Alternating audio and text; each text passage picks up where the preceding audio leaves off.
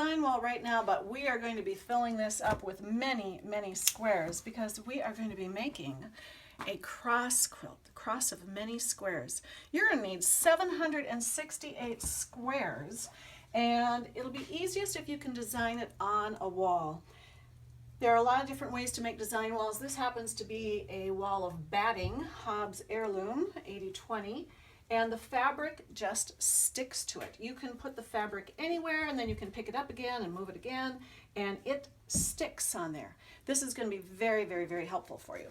So you're going to want a piece of batting or a big piece of flannel or something that you can use, and it's going to need to be at least 60 by 80, 65 by 85 inches would probably be better. So it's going to be as wide as my arms can spread and a little bit taller than I am to design it. When it gets all down, it'll be just slightly taller than I am and about to my wrist. That's how big the finished quilt will be.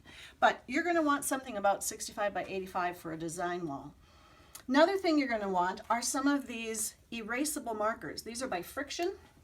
And if you make a mark on fabric and you decide, oh, I made a mistake, you can just use an iron and you can erase the marks. It's wonderful.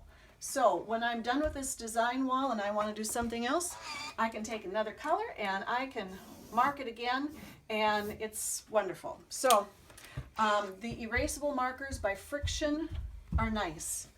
I am also going to ask that you get some flathead pins and some Sharpie markers so that you can write your numbers, so that you can label your columns, because we are going to use our clotheslining technique and you're going to be clotheslining, your chain piecing your columns. So you want some flathead pins and some Sharpie markers.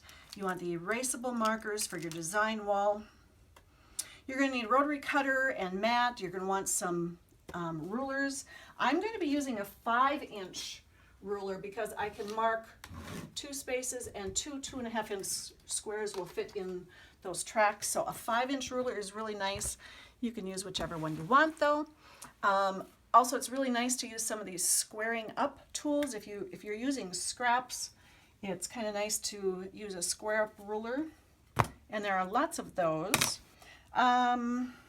Make sure I've got my list of things there. I think that's everything. So anyway, start gathering up your items so that you can join us to make our cross of many squares. It's based on the original quilt that is at St. Raphael's Episcopal Lutheran Church in Benson, Arizona, and I'm making up a pattern for it, and you can follow along. So start gathering some fabric and meet me back later.